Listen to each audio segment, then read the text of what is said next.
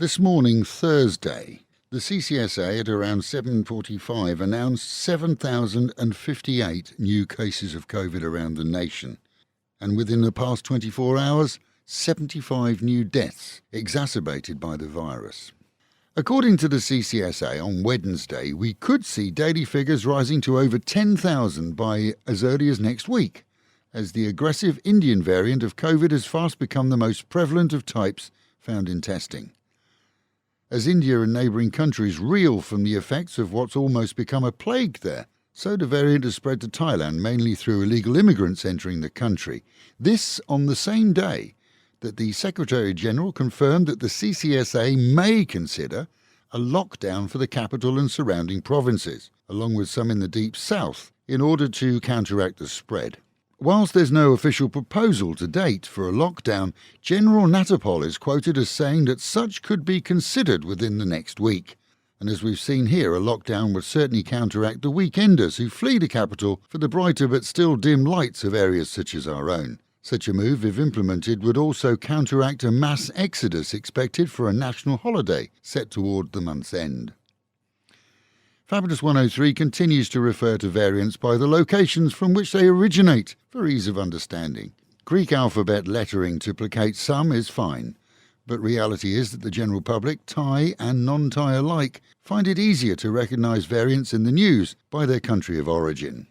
With daily COVID figures already regularly now over 6,000 and an unknown number of non-counted sufferers, some good news too, as the USA plans to donate 1.5 million vaccines to Thailand as part of its gift to Asia within the next few months. It's expected that those will be of the mRNA varieties, which are more effective against the current variants. This is close to 250,000 Thai doctors nationwide signed a petition to the House of Representatives asking that mRNA vaccines be the main type used in this country.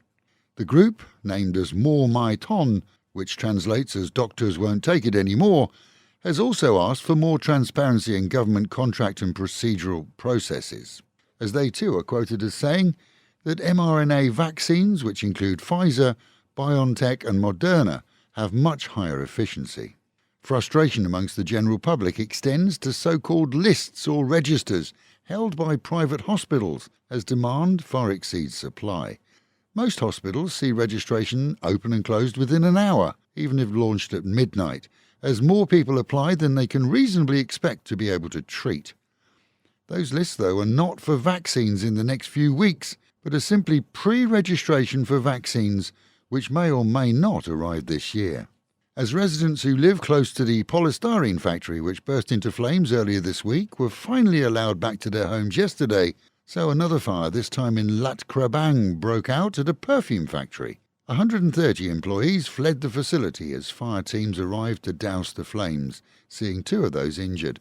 3 hours of foam and water saw the flames finally put out as teams worked to keep a tank filled with alcohol, which is used in perfume manufacturing, kept cool to avoid further explosions. On Phuket, as tourists arrive for the Sandbox program, despite advisories given, one arrival failed to turn on his phone when leaving the airport and, instead of heading for his hotel, made a beeline for his own home and family. Once there, though, he turned on his phone without realising that it would activate the tracking program. Authorities speedily removed him, gave him a ticking off and put him back where he firmly belongs, which was his hotel. Meanwhile at home, and in our own region, the provincial offices this morning advised the press of 290 new cases within the Chonburi province. 68 in Chonburi city, 53 in Sirachar, 52 in Banglamung, 24 in Satahip, and the other 70 spread around the region. A Nigerian and a 23-year-old Thai lady were nabbed yesterday in the city, charged with operating an online romance scam that duped at least 40 lonely-hearted Thai women into falling in love online and, of course, sending money. His profile as an American soldier reaped millions of baht before complaints around the nation saw an arrest warrant issued in the capital.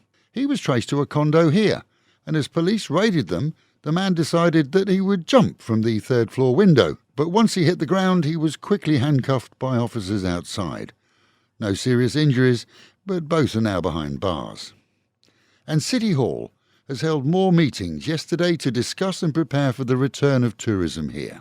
The success of the Phuket Sandbox programme has firmed the Mayor's commitment to working out a plan which would make it possible to secure the region and keep tourists in for the required period. That, though, relies on mass vaccinations here, which has seen extended delays as supplies have been, to date, limited. And with the Met Office promising highs today of 32 dropping down to 27, and with the promise of heavy rain at some time.